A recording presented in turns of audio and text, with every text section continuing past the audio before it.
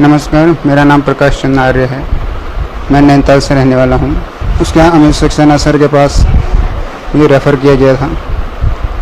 आज की डेट में मैं बहुत बेटर फील कर रहा हूँ। यहाँ का स्टाफ और डॉक्टर्स बहुत बढ़िया हैं, सारी चीज़ों का ध्यान रखते हैं। नमस्कार, मैं प्रकाश चंद्र आर्य जी की वाइफ हूँ हीना। अभी मेरे पति की हालत बहुत अच्छी हो रखी है। पहले हल्द्वानी में दिखाया, हल्द्वानी से कुछ फ़र्क नहीं पड़ा, सारी रिपोर्टें नॉर्मल आ रही थी। उसके बाद हमने सीधे यहाँ राम मूर्ति में लाए, गुड लाइफ में। यहाँ से बहुत अच्छा इलाज चल रखा है, बेटर फील कर रहे हैं, अब पहले से बहुत अच्छे हैं। मैं अमित सर का तहे दिल से शुक्रिया करना चाहती हूँ। नमस्कार, मेरा नाम डॉक्टर अमित सक्सेना। मैं पिछले कई सालों से यहाँ पर SRMS गुड लाइफ में gastro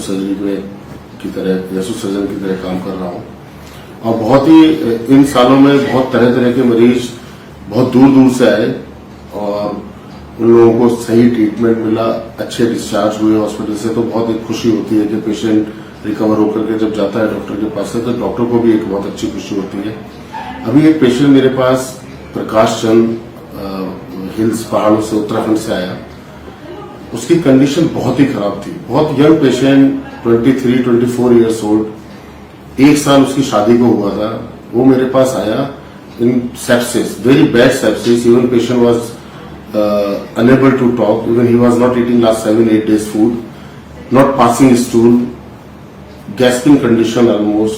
So I just took patient in the ICU and started very aggressive management started. And patient who was admitted in Haldwani, he was not diagnosed for anything. He was just laying down over there, and I don't want to say the name of the hospital or anything, but patient condition was very poor. He directly admitted to our ICU, in our ICU, and managed and diagnosed as an acute intestinal obstruction. That patient was in condition like he was unable to talk, unable to eat anything, not passing stool last 7 days.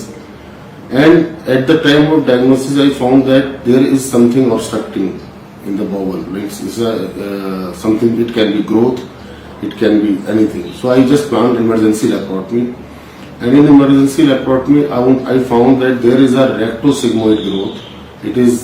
Which is blocking all the bowel. Patient general condition was very poor. We operated, and after operation, almost second or third day, patient came out from the ICU, and we started to give him food and everything. Now patient is very happy. Even actually, it's not a miracle. It's just a thing that how you are approaching to the hospital and which hospital you are approaching. If you are approaching the right hospital, अगर आप सही जगह पे जा रहे हैं तो आपका इलाज भी सही होगा। मैं बस यही कहना चाहता हूँ, उसके मदर फादर बहुत खुश थे, उसकी वाइफ बहुत खुश है। Just diagnose and treatment on time. मैं प्रकाश चंद्र जोशी जैसे बहुत सारे मरीज मेरे पास पहले भी आए हैं, बिकॉज ये 24 साल का लड़का जिसकी 1 साल पहले शादी हुई हो और उसकी वाइफ, उसके फादर मदर बहुत ही ज्यादा परेशान थे। पेट में दर्द, उल्टी आना, लैट्रिन का ना आना, लैट्रिन में खून आना, आप किसी भी मरीज को, किसी भी पर्सन को हल्के में नहीं लेना चाहिए, उसको नजरअंदाज बिल्कुल नहीं करना चाहिए। कोई भी चीज है, आप अपने तुरंत डॉक्टर से संपर्क करें। अगर सब कुछ ठीक है तो वो बहुत अच्छा है आपके लिए, और अगर कुछ भी उसमें गड़बड़ हो रहा है या कुछ भी परेशानी चल रही है तो वो एक बहुत ही खराब चीज में कन्वर्ट हो सकती है, जैसा कि प्रकाश चंद के साथ हुआ। अगर वो अपने टाइम से ऑपरेट होता, टाइम से अप्रोच करता, अच्छी जगह अप्रोच करता, तो वो 6-7 दिन उसके खराब नहीं होते। जो वो आईसीयू में पहुंचा वो नहीं जाता, टाइमली ऑपरेट होता, आराम से ठीक रहता, डायग्नोसिस होकर के आराम से घर जाता। पेशेंट 3 दिन, उसके फादर या मदर शायद एक टीचर है, एवरीडे अप्रोच करते थे, sir thank you very much, हमारा बच्चा खाने लग गया, हमारा बच्चा पीने लग गया। तो इस तरह के मेनली मेरे को, I am not against anybody, but I am just trying to say patient, we are all working for the patients health. So patient should approach to the right thing, to the right hospital, to the right person. नमस्कार, मैं गिरीश प्रकाश चंद्र का भाई। यहाँ good life hospital की बात करूँ तो यहाँ के जो अमित सक्सेना सर थे, वो डॉक्टर तो अच्छे हैं ही, लेकिन उनका जो व्यवहार है, मरीज के साथ डील किस तरीके से करते हैं, वो देख के बहुत अच्छा लगा। कितने शांत स्वभाव के, और जो उनके साथ पेरेंट्स होते हैं मरीज के साथ, उनके साथ बहुत अच्छे से डील करते हैं, उनको क्या कहते हैं नर्वस नहीं होने देते हैं। और यही कहना चाहूँगा कि बहुत अच्छा अस्पताल है, सुविधाएं अच्छी हैं और मेरे भाई की जो हेल्थ है उस पर बहुत ज़्यादा सुधार आ चुका है और अमित सक्सेना सर को मैं धन्यवाद करना चाहूँगा।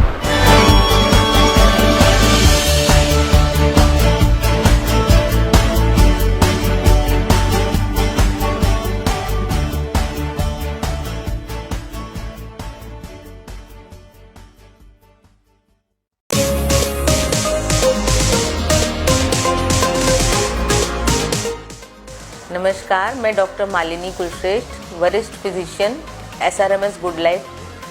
आज आपको हीट एग्जॉशन के बारे में कुछ बताना चाहती हूँ, जो ज़्यादातर इन गर्मी के महीनों में हो जाता है। जब कभी बहुत ज़्यादा पसीना आए या फिर हमारा धूप में निकलना ज़्यादा देर तक हो जाए तो हाथ पैरों में थकान सी होने लगती है, नब्ज जैसे जाती सी लगती है, चक्कर आने लगता है, इंसान बेहोश होकर गिर भी सकता है। अगर इतनी ज़्यादा ना हो तो कभी कभी सिर्फ मांसपेशियों में थकान, अकड़न या दिमागी थकान और सिर दर्द, ये सब लक्षण होने लगते हैं। और कभी कभी उससे ज़्यादा हो जाए तो ये एक तेज़ बुखार का रूप भी ले लेता है, जिसे हम हीट हाइपरपायरेक्सिया भी कहते हैं या हीट स्ट्रोक भी कहते हैं। तो ये हीट स्ट्रोक, हीट हाइपरपायरेक्सिया, इन सब से बचने के लिए जो ऐसे बड़े बूढ़े बोलते थे कि सर पे हम एक धूप में निकलें तो कुछ सफ़ेद सा कुछ कपड़ा पहन के निकलें जो कि हीट हमारी रिफ्लेक्ट कर दे, एब्जॉर्ब ना करे।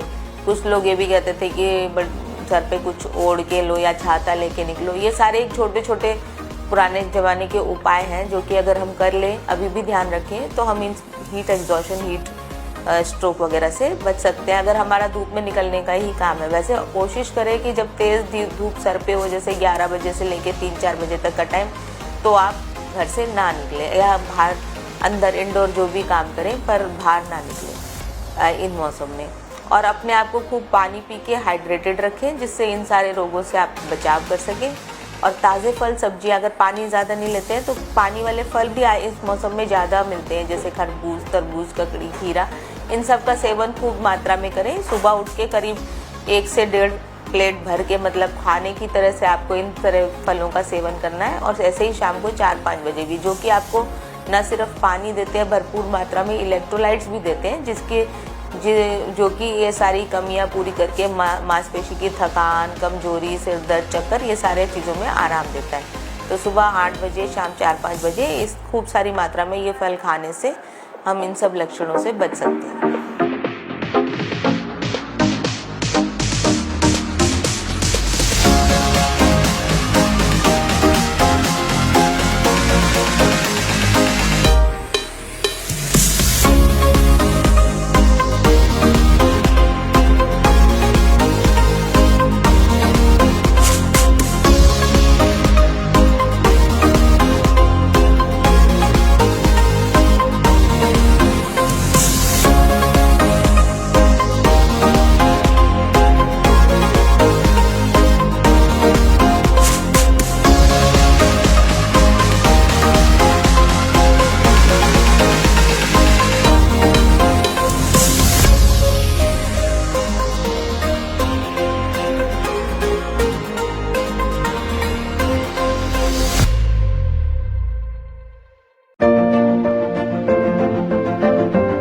नमस्कार, मैं डॉक्टर दीपक चरण, consultant psychiatrist, SRMS good life hospital Bareilly, आप सभी का स्वागत करता हूं।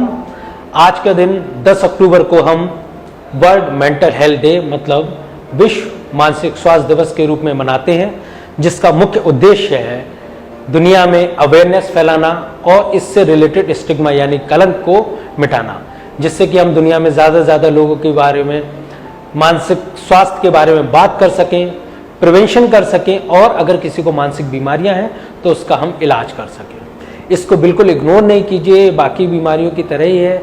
आज के दौर में इसका पूरी तरह से इलाज संभव है।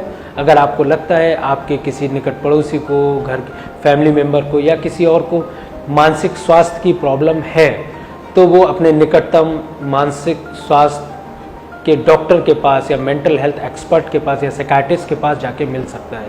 इसका इलाज दोनों तरह से संभव है। कुछ साइकोथेरेपी यानी काउंसलिंग और दवाइयाँ फार्माकोथेरेपी दोनों तरह से इलाज इसका किया जाता है। अलग अलग बीमारियों के हिसाब से इसका इलाज होता है। तो ये आप डॉक्टर पे छोड़ दीजिए कि बीमारी की ज़रूरत दवा है या काउंसलिंग है। आप अपनी तरफ से डॉक्टर को सजेस्ट मत कीजिए या प्रेशर मत कीजिए कि इनको काउंसलिंग कीजिए या इनको इंजेक्शन लगाइए। डॉक्टर को डिसाइड करने दीजिए, क्योंकि हर बीमारी का इलाज अलग तरीके से होता है। जैसे मैं एक उदाहरण दूं, कुछ अगर शरीर की बीमारी की बात करें, किसी को ट्यूमर हो गया तो उसका इलाज कई बार सर्जरी की भी ज़रूरत पड़ती है, कई बार उसको दवाइयों की भी ज़रूरत पड़ती है, कई बार उसको रेडियोथेरेपी की भी ज़रूरत पड़ती है। ऐसे ही दिमाग की बीमारियों में भी कई बार दवाइयों की ज़रूरत पड़ती है, कई बार एडमिशन की ज़रूरत पड़ती है, कई बार इंजेक्शन की ज़रूरत पड़ती है और कई बार साइकोथेरेपी की ज़रूरत पड़ती है। तो ये अपने साइकियाट्रिस्ट पे छोड़ दीजिए। Mental health is universal human right, मतलब मानसिक स्वास्थ्य पर सबका अधिकार है।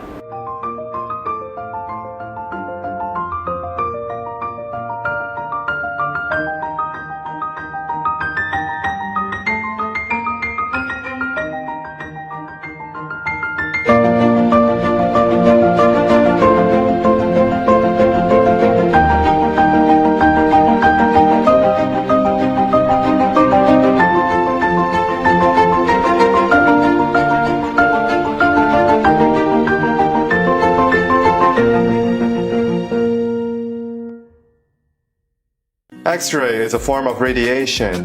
It penetrates the body to produce an image. Physiotherapists commonly use X-ray to evaluate a possible fracture, dislocation, and bone infection. X-ray has many benefits. It can be performed quickly. They're readily available and cost-effective. The main limitation of X-ray is it produces a two-dimensional image of a three-dimensional object.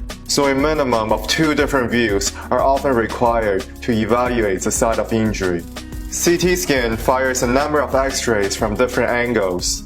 It can produce a detailed cross-sectional image of the bone, blood vessel, and soft tissues.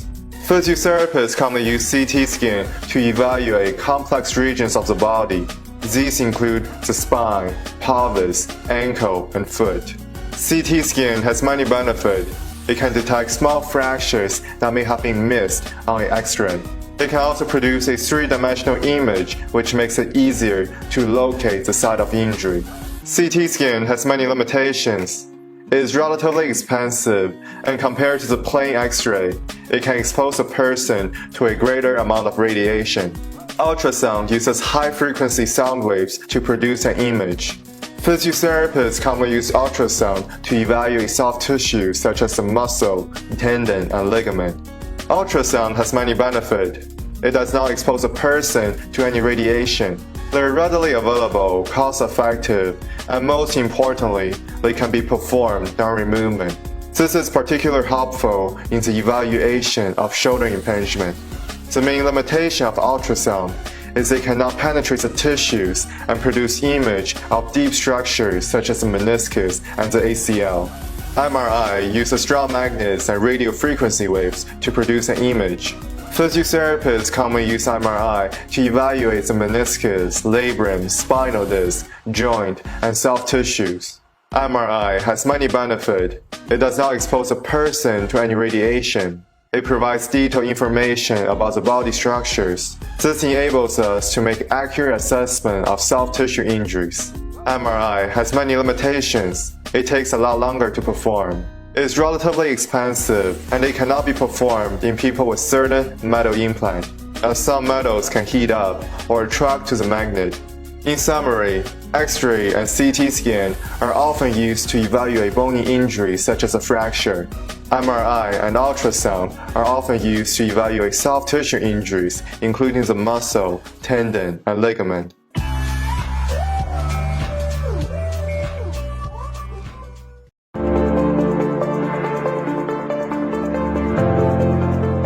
नमस्कार, मैं doctor Dhruv Goyal, MS orthopaedics joint replacement surgeon SRMS good life hospital में कार्य कर रहा हूं। आज हम बात करेंगे ऑस्टियोआर्थराइटिस और जॉइंट रिप्लेसमेंट के बारे में। हमारे समाज में बहुत सारे लोग घुटने और कूल्हे के दर्द से ग्रस्त हैं और ये जनरली बीमारी ऑस्टियोआर्थराइटिस की वजह से होती है। इस बीमारी में जोड़ खराब हो जाते हैं और चलने फिरने की तकलीफ होती है।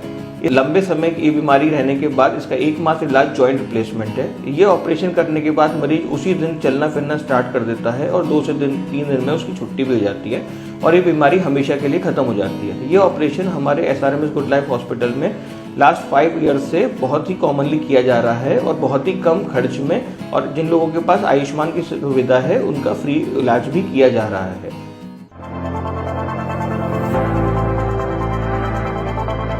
पथरी किडनी में बन सकती है और गुर्दा, पाइप या पेशाब के थैले कहीं भी फंस सकती है, जिसका ऑपरेशन दूरबीन द्वारा किया जाता है। साथ में लेजर का यूज किया जाता है। सारी ही दूरबीन की विधियां PCNL, URSL और दूरबीन से होने वाले ऑपरेशन समस्त यहाँ यूरोलॉजी में उपलब्ध है। साथ में जो नई विधि है RIRS, जिसमें कोई कट नहीं, कोई छेद नहीं, कोई निशान नहीं, कोई ब्लड लॉस नहीं और अगले दिन छुट्टी होने का चांस रहता है, लेजर द्वारा किया जाता है, वो भी यहाँ विधि अवेलेबल है। तो स्टोन प्रॉब्लम, प्रोस्टेट या कोई भी पेशाब के थैले में कैंसर की समस्याओं के लिए good life hospital stadium road में मिले। धन्यवाद।